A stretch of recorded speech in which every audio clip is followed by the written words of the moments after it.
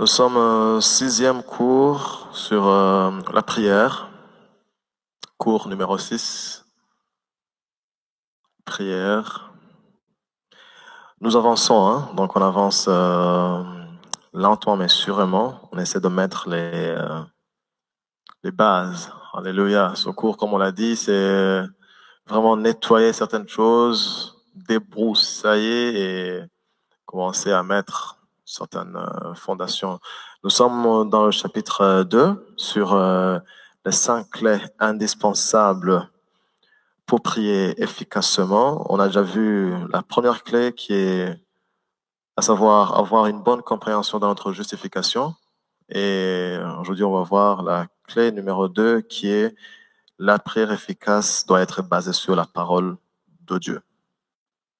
Ayant compris notre justification,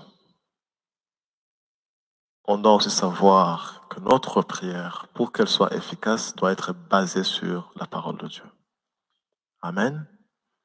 Il y a vraiment des vérités. Parce qu'on a vu qu'on ne peut pas construire notre vie de prière en dehors de la parole de Dieu.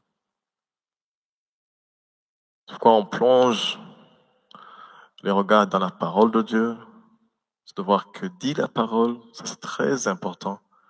Parce que tout ce que Dieu veut, les standards de Dieu, se trouvent dans sa parole. Ça c'est très important. Les standards de Dieu se trouvent dans sa parole. Alors, si tu veux développer ta relation avec Dieu, réfère-toi à la parole. C'est notre référence. Alléluia. La première clé, on a parlé d'avoir une bonne compréhension de notre justification. Et on a vu que comprendre, savoir que nous sommes justes devant Dieu. Savoir qu'on a un droit légal de se présenter dans la présence de Dieu, sans aucun sentiment de condamnation, de culpabilité, d'infériorité. Alléluia. Comprendre que dès le jour où nous sommes nés de nouveau, ce droit légal s'applique sur nous. Amen.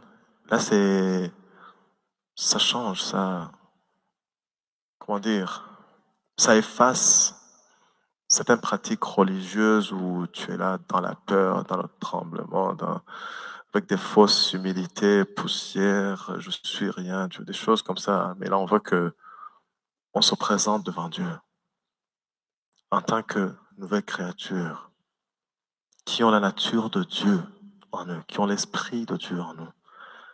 Et c'est un fait, c'est une position qui nous a été acquise avec le sacrifice de Jésus. On ne pouvait pas mériter ça, on ne pouvait rien faire pour nous justifier, pour nous rendre acceptables devant Dieu. Donc, qu'on ne se prive pas de ce privilège. Amen. Quoi qu'il arrive,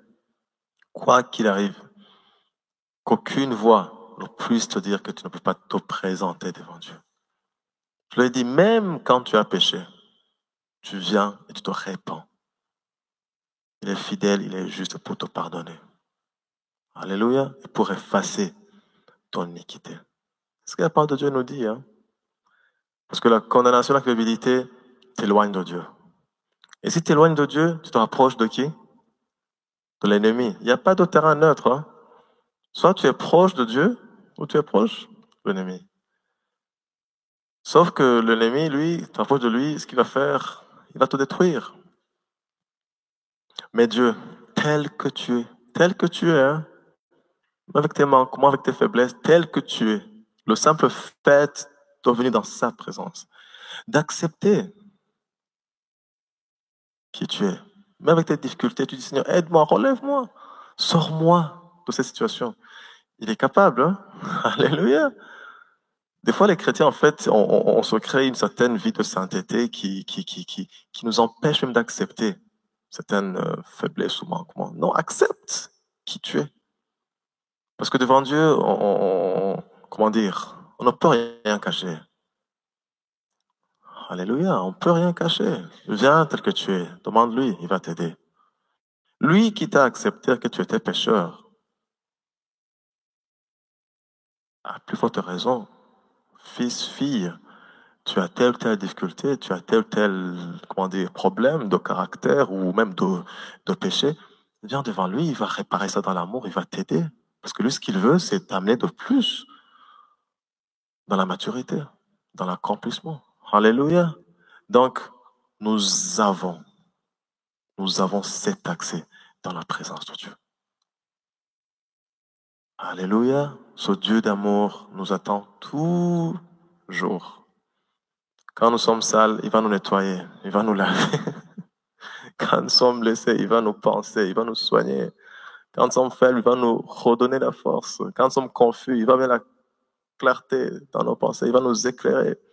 Quand nous sommes en cours de solution, il va nous donner des solutions. Alléluia. Mais en fait, moi, je me pose une question. Si on n'avait pas ça, en fait, entre nous, si on n'avait pas ça, qu'est-ce qu'on aurait de plus aux religieux? Qu'est-ce que tu aurais de plus? Si on n'avait pas la communion avec Dieu, si on n'avait pas ce droit, qu'est-ce qu'on aurait de plus aux religieux? On serait comme eux, hein? Mais nous, ce qu'on a de différent, c'est de vivre, entre guillemets, dans les conséquences de notre nouvelle naissance. Et l'une des conséquences de la nouvelle naissance, c'est la justification. C'est la justification. Être déclaré juste. Être déclaré acquitté. Plus de condamnation. Tu es acquitté, libre. Rentre dans ta liberté. Amen. Nous sommes déclarés justes. C'est une réalité. C'est comme ça. À nous de marcher. Et j'ai dit, ceci ne nous ouvre pas dans une vie de, comment dire, de laisser aller. Pas du tout. Quand tu comprends l'amour de Dieu, quand tu comprends l'amour de Dieu, quand tu vis dans cette dimension d'amour de Dieu, tu ne peux pas mener une vie qui ne plaise pas à Dieu. Tu ne peux pas. Parce que la nature de Dieu qui est en toi t'en empêche. Ça t'arrive, tu manques de paix, tu cours à demander pardon. Parce que en toi, tu sens que tu dois régler cette situation. Pas parce que tu as peur de Dieu, mais parce que tu aimes Dieu. Et tu ne veux pas faire des choses qui le déplaisent. C'est tout. C'est très simple. Alléluia. Donc, nous sommes déclarés justes et nous le sommes et nous le resterons pour toujours. Ça, c'est la grâce de Dieu. C'est pour quand on pense à Jésus, il est Jésus, c'est tout. Hein. Il est Jésus. On va voir la deuxième clé. Donc, comme on l'a dit, les clés, en fait, ces clés, c'est vraiment ça va nous aider à poser des solides fondations sur la vie de prière. C'est pourquoi il faut comprendre, il faut méditer. Vraiment, il faut méditer, demande au Saint-Esprit de te révéler la profondeur de ces clés et commencer à mettre en pratique. Amen. Donc, la deuxième clé, c'est la prière efficace et basée sur la parole de Dieu.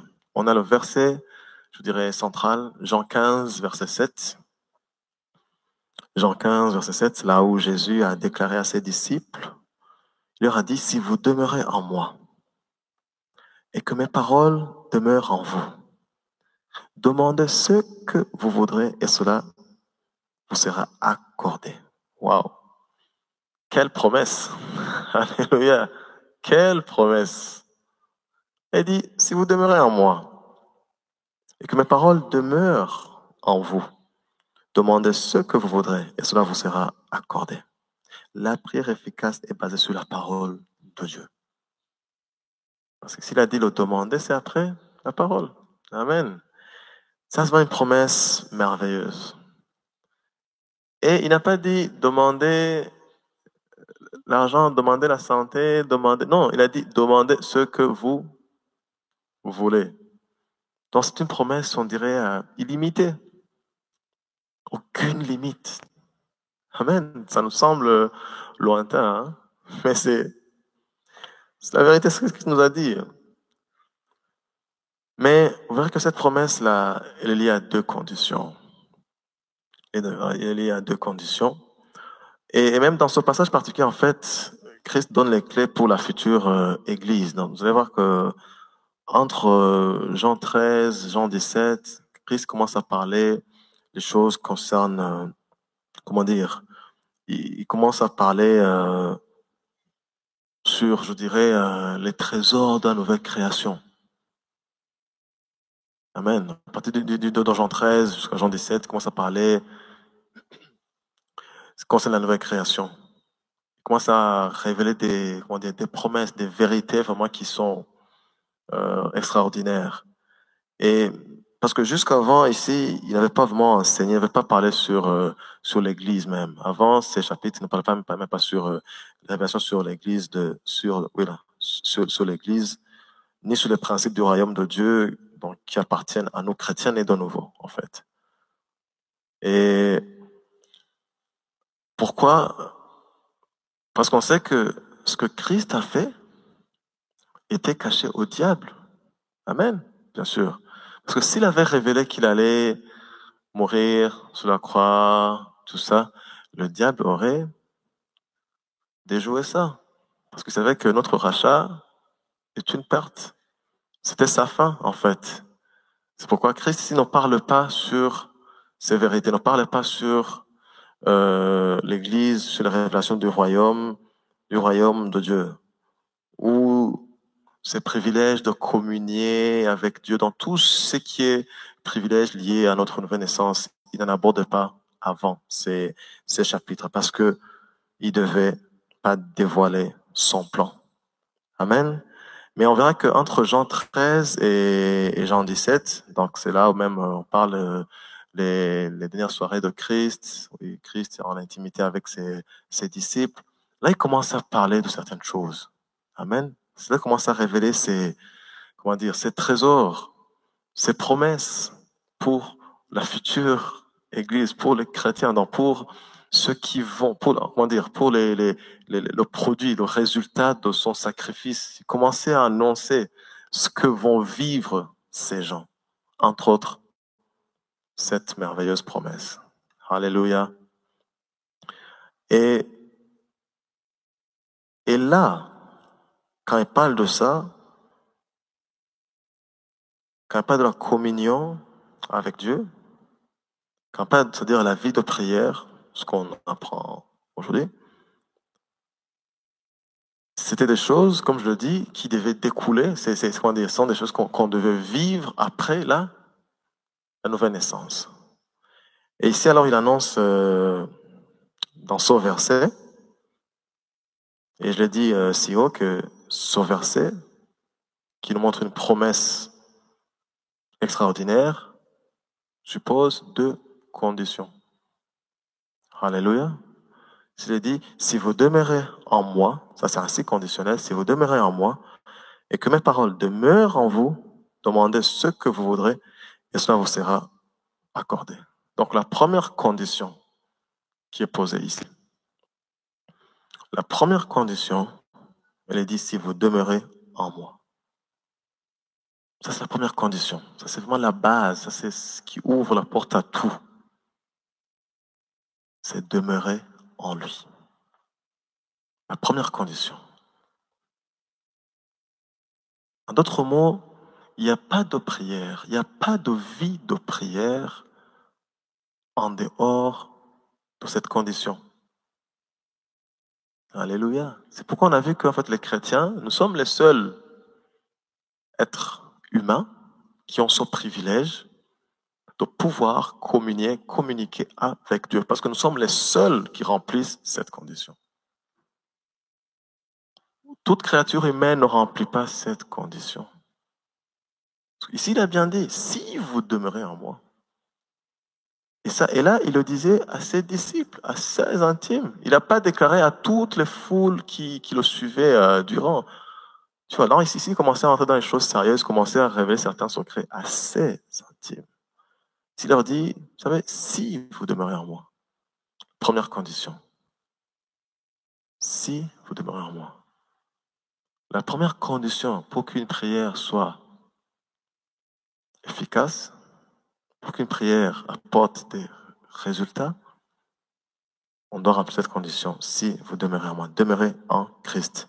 Et que signifie demeurer en Christ? c'est tout simplement, demeurer en Christ, c'est tout simplement être une nouvelle créature. C'est être né de nouveau. Amen. Tu vas te dire, ah, c'est bon, je remplis cette condition. Oui, c'est bon. C'est la première condition avec de prière, demeurer en Christ, être né de nouveau, être une nouvelle créature. Parce qu'il n'y a qu'une nouvelle créature, il n'y a que ceux qui sont nés de nouveau qui peuvent communier avec Dieu. Les autres, ils sont séparés de Dieu. Les autres, ils n'ont pas l'accès à la présence de Dieu. Ils n'ont pas accès à la présence de Dieu. Même s'ils font semblant de faire, ils n'ont pas accès à la présence de Dieu.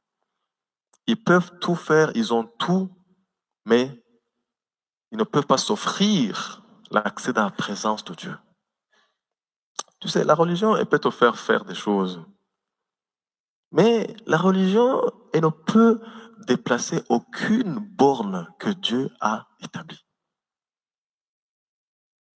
Tu peux même te couper, saigner, faire tout ce que tu veux. Mais la religion ne peut déplacer aucune borne de ce que Dieu a placé. Quand je disais aux gens, vous savez, avant qu'on ne soit né de nouveau, on ne priait pas. Ah, il y a des gens qui, si tu leur dis ça, ils te jettent des pierres. Mais bibliquement parlant, c'est tout sauf prier. En toi, c'est pas la prière, c'est la Bible. Prier, c'est parler à Dieu. Est-ce que tu veux parler à quelqu'un avec qui tu n'es pas en relation? Avec qui tu n'es pas en communion? Impossible. Tu peux tout faire, mais sauf lui parler. C'est comme la personne qui est derrière son mur. Tu vois, la personne qui est derrière le mur, qui est là. Tu le vois. S'il est à genoux, s'il est à plat ventre, s'il a levé les mains, est-ce que tu le vois? Moi, je le vois pas. Et la Bible me dit que le péché, c'est comme un mur qui nous sépare de Dieu. Alors, avec le péché, je n'ai pas accès à la présence de Dieu. Donc, tu n'es pas né de nouveau. Tu n'es pas en Christ. Tu ne remplis pas la première condition même de prier. Amen. Parce que tu ne communies pas avec Dieu. La seule prière que Dieu peut entendre, c'est la repentance. Quand tu désires venir. Le reste, il n'entend pas. Bon, ça c'est un autre point. Donc, ici Christ a dit, si vous demeurez en moi, c'est-à-dire, si vous êtes nés de nouveau, si vous êtes de nouvelles créatures. C'est ce que Paul a dit en fait dans 2 Corinthiens 5, 17. C'est ce que Paul a dit. Dans 5, 17, quand il nous parle d'une nouvelle créature, si quelqu'un est en Christ, il est une nouvelle créature. La nouvelle créature, c'est elle qui peut communier, qui peut communiquer avec son Créateur. Donc, cette condition, elle doit être remplie. Si tu es né de nouveau, tu peux communiquer avec Dieu. C'est-à-dire quoi? La nouvelle créature est vivant spirituellement. Parce que l'ancienne créature était morte spirituellement. Les morts ne communiquent pas, les morts ne parlent pas, les morts ne prient pas. Waouh! Pas me regarder avec des gros yeux comme ça. C'est la parole de Dieu. C'est la parole de Dieu. Les morts spirituels sont séparés de Dieu. C'est ce que Dieu nous dit. Il faut d'abord vivre spirituellement pour communier avec Dieu, pour communiquer avec Dieu. Donc, en tant que nouvelle créature, en tant qu'être vivant spirituel, on peut être en communication, en communion avec Dieu. Amen. C'est pourquoi, en fait, avant la nouvelle naissance, personne ne pouvait naître de nouveau. Donc, avant la résurrection de Christ, personne ne pouvait naître de nouveau. Et c'est donc dans cette promesse, c'est considéré qu'il allait accomplir à la croix du calvaire au son sacrifice. Donc là, il évoque les droits et les privilèges spirituels qu'il allait pouvoir nous donner à nous, l'Église, de par notre nouvelle naissance. Amen. La prière, c'est un droit qu'on a acquis avec notre nouvelle naissance. Parce qu'il a fallu que nous naissions de nouveau. Il a fallu que nous soyons vivants spirituellement pour pouvoir communiquer, communier avec Dieu. C'est pourquoi je l'affirme que si tu n'es pas né de nouveau, si tu es mort spirituellement, tu ne peux pas communier avec Dieu. Tu peux tout faire sauf la prière qu'on a appris ou qu'on apprend ici. Parce que la condition qui a été, si vous demeurez en moi, si vous êtes né de nouveau, si tu es une nouvelle créature, si tu vis spirituellement, si tu existes spirituellement, tu peux communier avec Dieu. Alléluia. Sinon, pourquoi Christ aurait dû souffrir autant? Pourquoi? Vous savez, même dans l'ancienne alliance où les gens n'étaient pas nés de nouveau, il fallait un sacrificateur. Il fallait quelqu'un qui aille intercéder pour le peuple. Et lui, il avait une onction spéciale pour ça.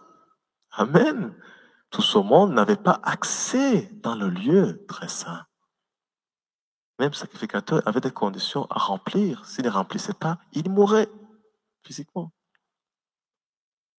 Donc ça montre l'image que on ne peut pas avoir accès dans la présence de Dieu si ce n'est que au travers Christ. Ça, c'est très important. Et nous qui le sommes, alors, on doit se réjouir. Amen. Et on doit exercer ce privilège qui a tant coûté à Christ. Alléluia. Donc ici, Christ évoque les droits et les privilèges spirituels qu'il allait pouvoir nous donner à nous l'Église par notre nouvelle naissance. Ça, c'est la première condition qu'il faut remplir. Être né de nouveau. Être une nouvelle créature. Demeurer en lui. Il a dit, si vous demeurez en moi. Parce qu'on a dit que une prière, pour qu'elle soit efficace, elle doit être basée sur la parole. Il y a des conditions, demeurer en Christ, être né de nouveau. Et la deuxième condition est que mes paroles demeurent en vous. C'est la deuxième condition. On remplit la première condition, nous sommes nés de nouveau, c'est bon. Mais il y a la deuxième condition à remplir, que mes paroles demeurent en vous. Amen. Donc la première condition, on la remplit automatiquement. Dès quand nous sommes de nouveau, la première condition, elle est remplie automatiquement. Quand tu es de nouveau, la première condition, elle est remplie. Tu es en Christ, tu es une créature. Et la deuxième condition, donc la première condition, c'est un état de fait. Tu es né de nouveau, tu es en Christ. Ça, c'est un état de fait. Mais vous allez voir que la deuxième condition, par contre, nous devons la remplir. C'est-à-dire que nous devons savoir que les résultats obtenus dans notre vie de prière dépendent de la place que nous accordons à la parole de Dieu. Amen. Donc les résultats qu'on a dans la prière dépendent de la place que nous accordons à la parole de Dieu dans la prière. Et lorsque Jésus nous parle de la parole qui habite en nous, il se réfère évidemment à la parole de Dieu qui est plantée dans notre esprit. Alors, quand il dit que mes paroles demeurent en vous, c'est-à-dire il y a cette parole de Dieu qui est dans notre esprit, qui est plantée dans notre esprit, pas dans notre tête. C'est pas la parole comme une information, comme une connaissance parmi tant d'autres que tu as. Non. Mais là, ici, Christ, quand il parle, la parole demeure en vous. C'est la parole de Dieu qui est plantée dans notre esprit, dans ton esprit. Pourquoi? Parce que c'est cette parole qui est plantée dans ton esprit, c'est cette parole, en fait, qui produit la foi. Amen. Cette parole qui produit la foi. Et vous savez que la prière sans la foi, vous l'avez vu? Amen. La foi et la prière vont de pair. Et la foi ne peut pas être produite que par la parole qui est plantée en nous. C'est ce que Romains 10, 17 nous dit. La foi qui vient de ce que l'on entend. Ce que l'on entend de la parole de Dieu. Alors si Christ nous dit, c'est bon, vous êtes nés de nouveau. C'est la première condition à remplir. Ça, c'est un état de fait. C'est un fait, c'est là. Tu as la nature de Dieu, tu as l'esprit de Dieu. Mais dans ta nature, en toi, il doit être planté la parole de Dieu. Cette parole doit demeurer en toi. Parce que quand cette parole demeure en toi, elle produit la foi. Et vous savez que sans la foi, tu ne peux pas être agréable à Dieu. Sans la foi, tu ne peux pas faire bouger la main de Dieu. Sans la foi, tu ne peux pas prier efficacement même. Donc, vous demeurez en moi.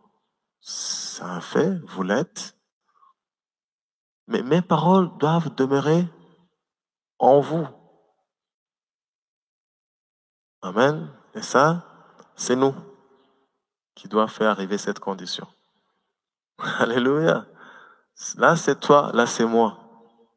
Parce que cette parole, elle doit être plantée en nous. Elle doit être plantée en nous jusqu'à produire la foi. Donc, cette parole habite en nous, dans notre esprit, et cette parole produit la foi. Donc, si on essaie de paraphraser ce que Jésus a déclaré ici, nous pouvons dire, si nous sommes nés de nouveau et que les paroles de Christ habitent en nous, habitent dans notre esprit, nous sommes en parfait accord, nous sommes en accord parfait avec Dieu. Amen. En d'autres mots, ce que Christ a dit dans ce verset veut dire, si nous sommes nés de nouveau et que les paroles de Dieu habitent en nous, donc habitent dans notre esprit, alors dans ce cas, nous sommes en accord parfait avec Dieu. Parce que la parole de Dieu, c'est Dieu. Amen. Donc sa parole qui est en nous, donc nous sommes en accord parfait avec Dieu. Et nous pourrons prier efficacement parce que nous prions selon sa volonté.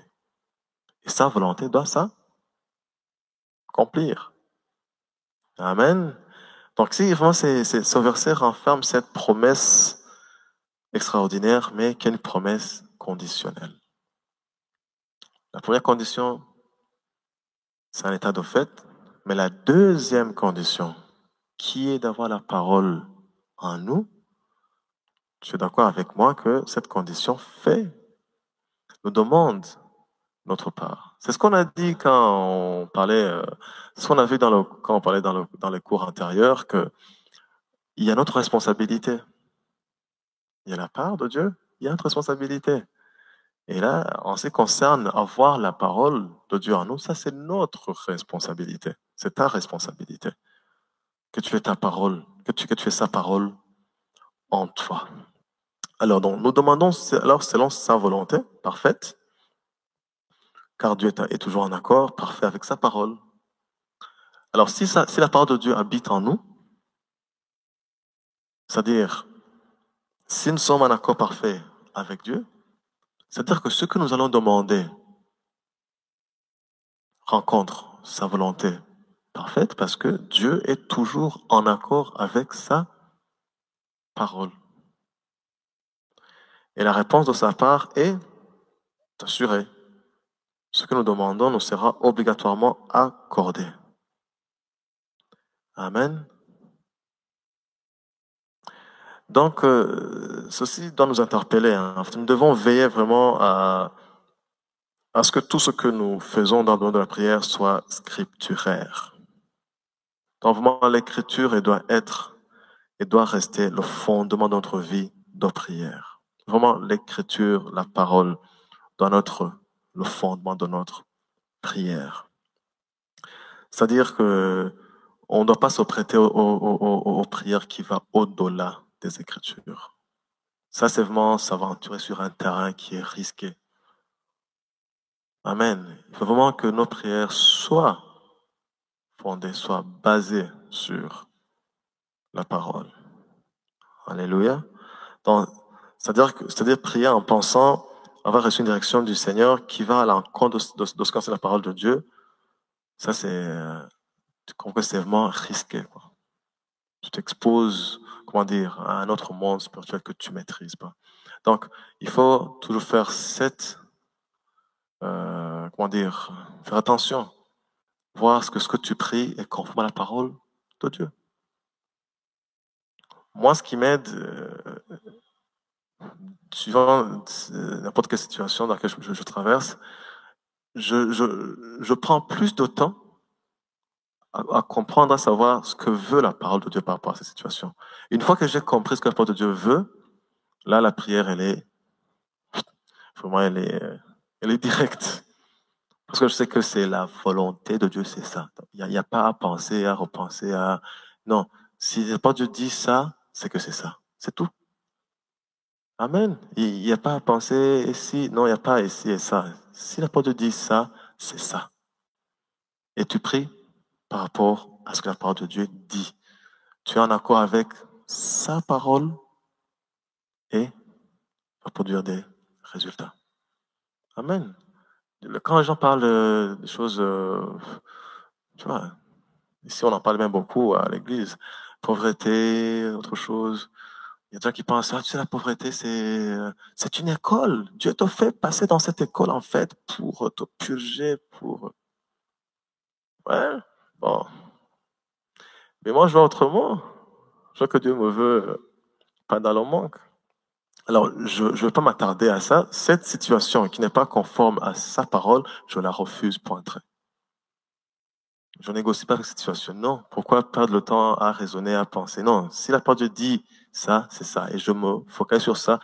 Et je prendrai tout mon temps à avoir, comment dire, à mettre ça dans mon esprit jusqu'à ce que ça produise la foi par rapport à cette situation.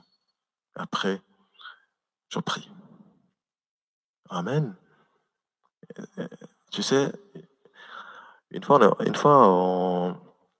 avec quelqu'un et on a parlé. En plus, c'était une personne qui est née de nouveau, et de longue date, plusieurs années.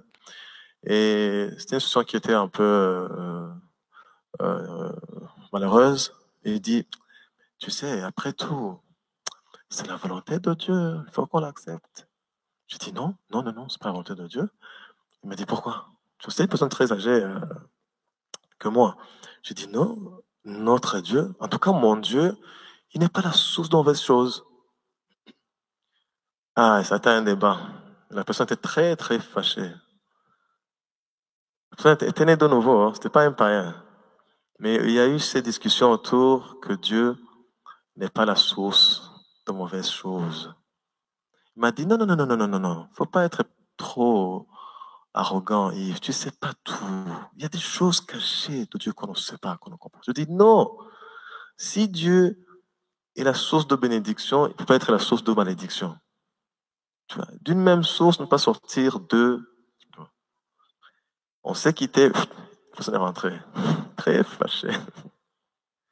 Après plusieurs mois, j'ai rencontré la personne. C'est une maman âgée, donc que je respecte. Il me dit, ah, finalement, ce que tu as dit, c'est vrai. J'ai compris. Ça m'a fait comprendre. Tu vois, tu es dans une situation qui est mauvaise pour toi. Tu sais que tu es enfant de Dieu. Tu remplis la première condition. Tu es en Christ. Tu es enfant de Dieu. Si tu es enfant de Dieu, tu sais qu'il y a des choses qui ne sont pas la volonté de Dieu dans ta vie. Parce que sa parole est claire sur ces choses. Alors, ces situations, tu n'as qu'à faire une chose, tu les refuses jusqu'à ce qu'ils disparaissent de ta vie. C'est tout. Ça va dire, ah Seigneur, tes voies sont insondables, peut-être tu as permis ça pour que, fais-moi, Seigneur, ouvre-moi les yeux, j'aimerais comprendre pourquoi je vis ces choses. Non, je m'attarde pas à ça. Je ne sais pas pourquoi je vis des choses malheureuses. Non, je dis, ces choses malheureuses doivent quitter ma vie au nom de Jésus. C'est pas mon héritage en Christ. Tu vois, c'est ces deux prières différentes. Amen. Parce que notre prière doit être basée sur la parole de Dieu. Ce que la parole de Dieu n'est pas d'accord, ne peut pas s'appliquer dans ma vie. Alléluia. Et alors, si Christ nous donne cette promesse, si vous demeurez en moi et que mes paroles demeurent en vous. Ça, c'est très important parce que notre prière, en fait, elle doit être alimentée par les vérités de la parole de Dieu. Mais n'oublions pas une chose, le diable, lui, il amène ses mensonges pour troubler. Et alors, si tu es troublé, tu ne peux pas prier efficacement. Tu comprends bien? Parce que tu ne sauras pas la bonne chose à demander ou la bonne chose à proclamer ou la bonne chose à appeler dans ta vie. Imagine-toi, parce que moi, j'aime revenir sur les terres à terre. Prier, c'est parler avec Dieu. N'est-ce pas? Et tu viens rencontrer quelqu'un, tu commences à lui parler une chose dont, pertinemment, chez lui, cette chose n'a pas de place. Cette chose est inadmissible chez lui. Tu comprends qu'il n'y aura pas de suite dans votre discussion. Je pense que des fois, Dieu, c'est vraiment un gentleman, il pourrait nous fermer la porte. C'est comme s'il disait, aussi longtemps que tu parles de ces choses, je te ferme la porte. Mais il te laisse, tu parles, tu parles. Et c'est pourquoi vraiment, il est important, comme on l'a dit, avant de prier, il faut avoir un objectif clair pour la prière et voir si la manière dont tu veux aborder ta prière est scripturaire, est basée sur la parole de Dieu, est basée sur le caractère, sur la nature de Dieu, sur les attributs de Dieu que nous sommes censés connaître. Amen. Et à ce moment-là, si tu as cette parole en toi, vous savez, avant que la parole soit en nous, c'est aussi un parcours. Il faut qu'on comprenne aussi. Avant que la parole soit en nous, c'est un parcours. Il y a la méditation de la parole, il y a la compréhension de la parole. Amen. Si vous demeurez en moi et que mes paroles demeurent en vous, ça ne veut pas dire que mes paroles soient connues par vous, que mes paroles soient entendues par vous. Non, demeurent en vous. Il y a cette constance, comment dire, cet état de constance. La chose, elle est en toi. Elle est en toi. Et si cette chose elle est en toi, elle produit quelque chose en toi. Et la chose qui produit la foi, c'est... Alors, si tu acceptes la pauvreté, est-ce que tu as la foi pour la pauvreté? Cette foi, elle existe. Non, elle n'existe pas. Au contraire, on a la foi pour la provision, pour la prospérité, de par la parole de Dieu. Donc, tu ne veux pas prier par rapport à cette situation de pauvreté en l'acceptant, parce que si tu l'acceptes, tu es dans un accord avec la parole de Dieu, et Dieu ne peut pas agir contre sa parole. Ce qui va se passer, tu t'en sors pas. Donc, il y a un grand travail qu'on doit faire par rapport à nous, par rapport à la place que la parole de Dieu doit avoir dans nos vies. C'est pourquoi on doit apprendre la parole de Dieu. Et tu as bien fait de venir apprendre la parole de Dieu. Alléluia. Gloire à Dieu. C'est très important. L'ignorance peut nous coûter cher. Quelqu'un a dit, c'est dans le naturel, c'est pas dans la Bible, hein? C'est pas dans la Bible. Il a dit, si tu penses que l'éducation coûte cher, c'est pas un problème. Essaie l'ignorance. Et tu verras ce qu'elle coûte, l'ignorance. Amen. Et je peux faire un parallèle avec la parole de Dieu. Si les gens pensent que passer 2 heures, 4 heures, passer 6 heures par semaine à apprendre la parole de Dieu leur coûte cher, leur prend trop de temps, c'est pas un problème. Qu'ils essayent l'ignorance de la parole de Dieu. Ça va les coûter 100 fois plus. Alléluia. Donc, la connaissance, la parole. Dans tel domaine de ta vie, tarde-toi à connaître la parole pour tel domaine, pour cette situation. Et cette parole, mets-la en toi, jusqu'à ce qu'elle produise la foi. Et prie par rapport à ce que la parole dit. Tu verras le résultat dans ta vie. Alléluia. C'est ce que Christ nous a dit ici. Demeurez en moi et que mes paroles demeurent en vous. Demandez tout ce que vous voulez et cela vous sera accordé. Donc notre vie de prière doit vraiment rester fondée sur ce que dit les Écritures, ce que dit la parole. Parce que Dieu est toujours en accord avec sa parole. Amen. Donc, sa parole prédomine dans notre vie de prière, votre succès sera total. Et ce n'est pas moi qui l'affirme, mais c'est le Seigneur Jésus-Christ lui-même qui l'a enseigné. Amen. Donc, pour clore cette deuxième clé, il y a quelque part une remarque qu'il faut donner. Vous savez, des fois, on lit des livres, on lit des témoignages de certains frères ou sœurs en Christ, donc ils parlent des expériences qu'ils ont vécues dans le Seigneur. Et c'est bon, ces témoignages, ça nous touche, ces témoignages, ça nous édifie. Donc, pour moi, les témoignages, ils ont leur part à jouer dans notre vie. Bon, ça nous touche. Un bon témoignage de ce que Dieu a fait, ça touche. Et ça édifie même. Ça montre comment Dieu peut faire des choses au-delà de ce qu'on pense. Ça, c'est vraiment la place, le rôle du témoignage. Mais ce qu'il faut éviter, en fait, c'est que il faut éviter que sous l'excitation, tu vois, tu as lu un bouquin, tu as vu ça, et là tu es excité, tu es bon. Et là, ce qu'il faut éviter, c'est de tomber dans ce piège où sous l'excitation, tu vas même te mettre à prier comme l'autre a prié. Répéter même les mêmes paroles qu'il a fait. Il y a même qui a vu me faire des gestes qu'il a fait. Bon, c'est comme si tu reprends le parcours du témoignage et tu fais les mêmes choses, avec les mêmes mots même. Mais ça, ce n'est pas remplir la condition de ce verset. Amen. Ce qu'on a vu avec la promesse de Jésus, il n'a pas dit reprenez, basez-vous sur les expériences des autres. Il nous a dit, écoute, tu demeures en moi et que mes paroles demeurent en moi. Demande tout ce que tu veux, te sera accordé. Amen. C'est bon, les témoignages peuvent nous inspirer, peuvent vraiment nous exciter, nous faire du bien, mais tu ne vas pas te baser sur le témoignage pour faire telle ou telle chose spirituelle, reprendre. Alors, comprenez-moi bien, c'est reprendre ce que tel a fait dans telle situation et espérer voir un résultat dans tel domaine. Amen. Ça, c'est comme une remarque qu'il faut que je donne parce qu'il faut qu'on comprenne une chose, notre prière est basée sur la parole. Donc, ne base pas ta vie de prière sur les expériences des autres. Amen.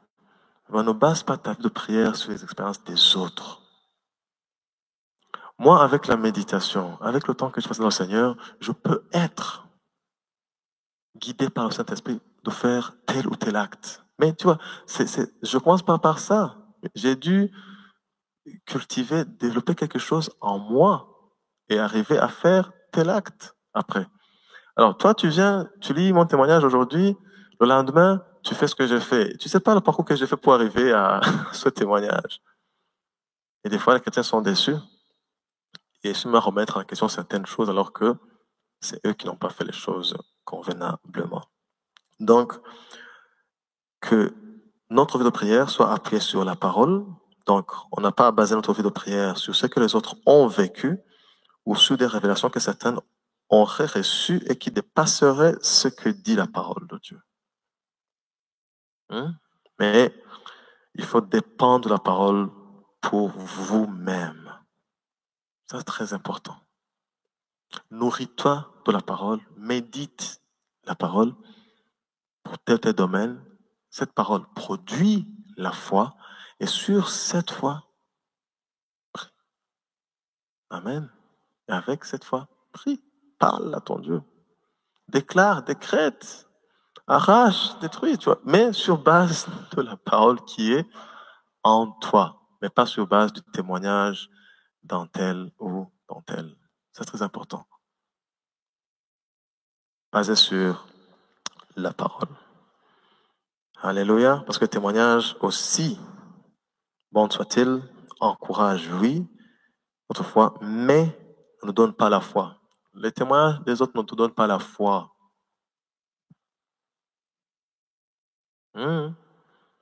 Ça ne nous donne pas la foi. Les témoignages, les expériences des autres ne nous donnent pas la foi. La seule chose qui produit la foi, c'est la parole de Dieu. C'est la seule chose qui produit la foi en nous. C'est ce que Romains 10, 17 dit.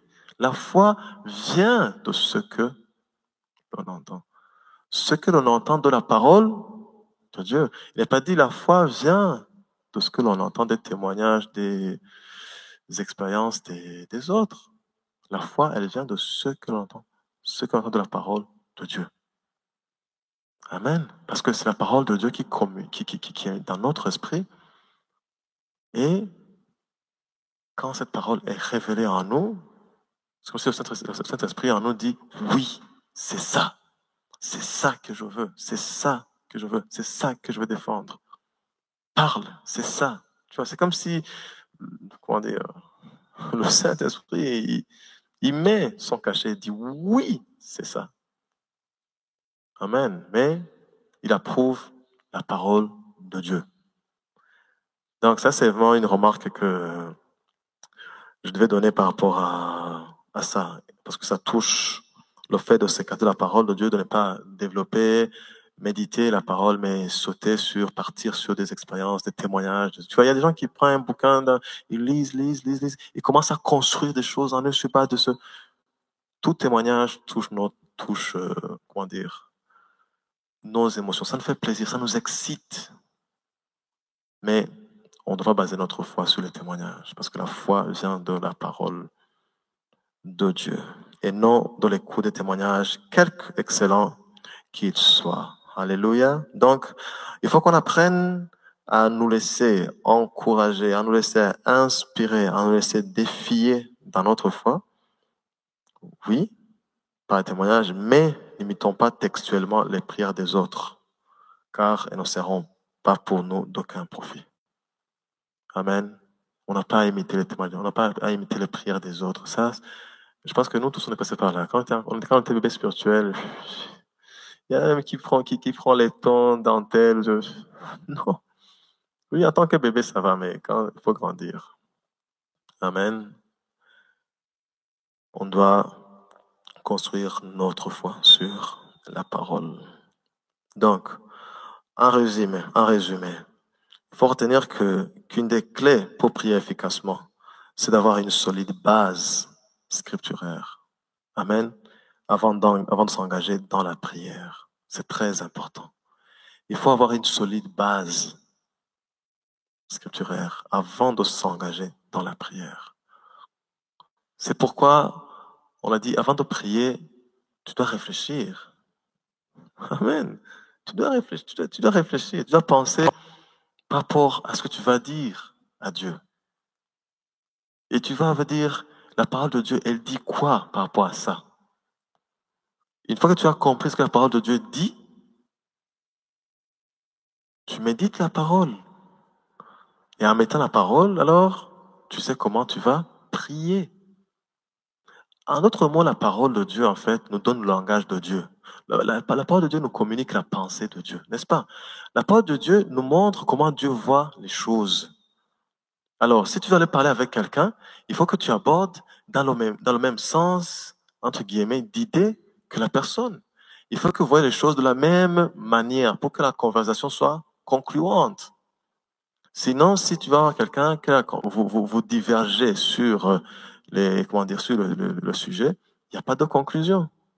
Donc, quand nous plongeons nos regards dans la parole, en fait, nous cherchons à savoir la pensée de Dieu par rapport à cette situation. Et une fois que tu connais la pensée de Dieu par rapport à cette situation, c'est tout à fait normal que tu commences à parler avec Dieu dans son langage, dans un langage qu'il comprend qui est sa parole. Amen. Un bon matin, tu es là, tu te sens délaissé, découragé. Mais tu te rappelles que dans la Bible, Dieu a dit, je ne te délaisserai jamais, je serai toujours avec toi. Amen. Tu comprends que directement ta prière, tu viens te dire, Seigneur, je te loue parce que tu es toujours avec moi. Tu ne me délaisseras jamais. Tu es mon Dieu pour toujours. Au nom de Jésus, alléluia. C'est 2 minutes, profond et vrai, et ça produit quelque chose en toi. Au lieu de te dire, toi tu es là, tu es découragé, tu vas dire, oh Seigneur, où es-tu Seigneur? Pourquoi tu es si loin? Pourquoi tu m'as abandonné Seigneur? Pourquoi cette situation ne change pas? Oh Seigneur, aide-moi! Oh, tu vois, même des cris et de quoi? Hein? Tu passes 30 jours, 30 heures à crier. Alors qu'il te suffit de prendre que dit la parole de Dieu par rapport à ce que tu éprouves ou par rapport à la situation dans laquelle tu passes. Une fois que tu connais ce que la parole de Dieu dit, tu pries sur base de cette parole. Et c'est fini. C'est pourquoi on nous encourage toujours qu'on passe des moments dans la jeûne et prière. Et on sait que prière est accompagnée par la méditation de la parole. Parce que la parole nous aide à prier efficacement. Parce que la parole nous communique la pensée de Dieu. La parole nous révèle la nature de Dieu. Les gens qui doutent sur l'amour de Dieu, c'est parce qu'ils sont ignorants de la parole de Dieu. C'est tout. Ce n'est ni plus ni moins. Tu ignores l'amour de Dieu et tu doutes sur l'amour de Dieu et tu pries des prières qui sont non scripturaires. Parce que tu es ignorant. Donc, Christ l'a bien dit. Tu es né de nouveau, oui, première condition. Mais la deuxième condition qui fera que tes prières soient efficaces, c'est que la parole de Dieu demeure en nous. Et cette parole, tu dois la connaître. Pas la connaître, mais tu dois la comprendre. Et quand tu la comprends, elle est en toi, elle produit la foi. Et quand elle produit la foi, tes confessions, tes paroles sont des paroles qui sont en accord avec Dieu. Comme Soka, que je veux te dire, tu dis Seigneur, je sais que tu es avec moi. C'est comme si Dieu te répondait, oui, je suis avec toi, mon fils, et je vais prouver que je suis avec toi. Toi, attends seulement, tu vas voir. Tu vois, c'est comme si tu te répondais ça. Et tu sens qu'il t'a répondu, comment? Il va communiquer dans ton esprit une assurance, une paix. Et tu sors de ta chambre, tout joyeux, tu as ton bureau, mais qu'est-ce qui t'arrive au bureau? Tu es tout souriant. Toi, tu n'as jamais de problème. Non, mon Dieu pourvoit à tout. Et vous allez voir. Tu vois, et c'est pas que tu traverses pas les choses difficiles que les autres. Non, tu les traverses, mais tu sais que ton Dieu est avec toi. Alléluia. Donc, pour prier efficacement, il faut avoir une solide base scripturaire avant de s'engager dans la prière. Vaut mieux passer plus de temps à chercher la pensée de Dieu, à méditer sur la parole de Dieu avant de prier, que de passer plusieurs heures à prier, à parler des choses qui ne sont même pas bibliques. Parce que ça produit rien. Alléluia. Donc tu cherches le fil. Moi je cherche la chose à laquelle je m'accroche. Si je trouve cette chose, c'est parti. Ah, c'est fini, c'est parti. Et après, je vois la solution. Et le Saint-Esprit nous a été donné pour ça. C'est pour nous conduire dans la parole. Pour nous donner la révélation dans la parole. Une fois qu'elle est révélée en nous, elle produit la foi. Et on voit des résultats. Alléluia. La prière, c'est ça. Comme on a dit, ce sont des escaliers. C'est étape après étape. Même moi qui dis toutes ces choses, je ne suis pas encore arrivé trop loin. Mais je sais que c'est un parcours. Et petit à petit, tu construis des choses. Et tu vois ta vie de prière changer. Et tu commences à la vivre de manière heureuse, quoi. C'est bon. Tu sens que comment dire, c'est un temps de joie. Parce que ton Dieu t'a communiqué des choses, t'a révélé des choses. Tu es en accord avec lui, tu lui parles et tu sais que la réponse, elle est là, avant même que tu ne la vois se manifester. Voilà, c'est tout pour ce cours numéro 5. On s'arrête ici. Merci à tous. On se reverra la fois prochaine. Que ça vous bénisse.